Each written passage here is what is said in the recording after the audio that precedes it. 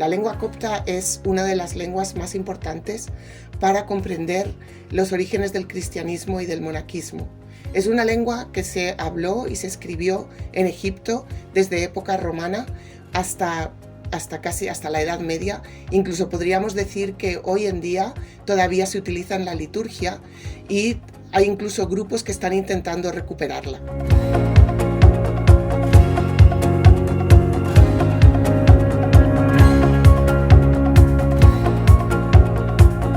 La lengua copta es una lengua que se escribió y habló en Egipto y es una continuadora heredera de la lengua de los faraones que conocemos a través de los jeroglíficos.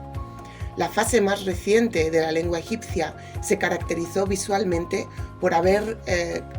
utilizado un nuevo sistema de escritura. Es decir, dejaron atrás los sistemas de escritura conectados con los jeroglíficos y adoptaron un sistema alfabético heredado de la lengua griega. Es el alfabeto griego adaptado a las necesidades de una lengua que tiene unas características fonéticas diferentes a la lengua griega. Por lo tanto, una transición gráfica comenzó con la llegada de los griegos, es decir, cuando las dos lenguas estuvieron en contacto, la lengua egipcia y la lengua griega, y hubo una adopción por parte de los hablantes de la lengua egipcia del sistema gráfico griego con una serie de adaptaciones. Esta fase de transición culminó en época tardía con la estandarización del uso del alfabeto copto por parte de las comunidades cristianas que utilizaron esta nueva forma de escritura para la traducción de la Biblia, para la traducción de otros escritos patrísticos, pero también para la producción de una literatura copta, producida originalmente en lengua copta desde la antigüedad tardía. La transición gráfica se dio cuando se produjo el primer contacto entre las lenguas griega y egipcia con la llegada de Alejandro al país del Nilo.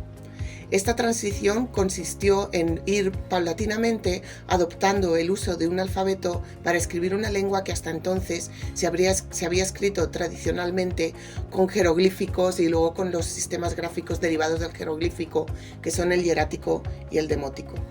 Esta transición gráfica culminó en la antigüedad tardía con la estandarización del alfabeto copto y el uso de dicho alfabeto para las traducciones de la Biblia y las traducciones de otros textos patrísticos, a la vez que también se utilizó para la creación de un corpus literario producido en lengua copta por autores tales como Pacomio o Xenute. No hay que olvidar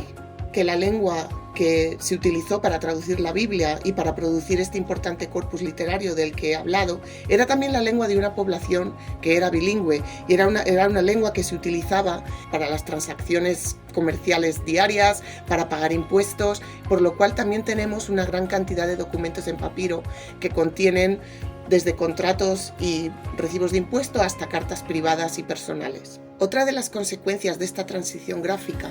es que la lengua egipcia entonces se escribió con mucho más detalle que se había escrito anteriormente y por lo tanto se detectó que había una diversidad dialectal mayor de la que podían representar los textos escritos en los monumentos en jeroglífico. En este curso estudiaremos uno de los dialectos, el dialecto saídico, uno que surgió en el sur y que se convirtió en lengua vehicular y fue un poco la lengua fundamental para el cristianismo, para la difusión del cristianismo por Egipto entre los siglos IV y IX.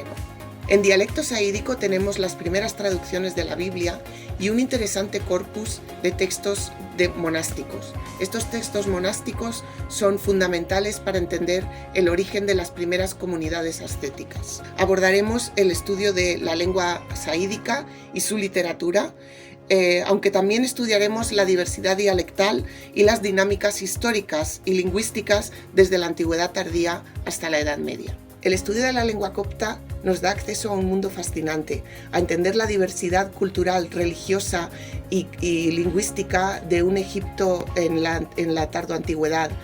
de un Egipto en el que surgieron las primeras comunidades ascéticas en el desierto, de un Egipto en el que las comunidades gnósticas nos dejaron un tesoro escrito conservado en los manuscritos de Nag Hammadi.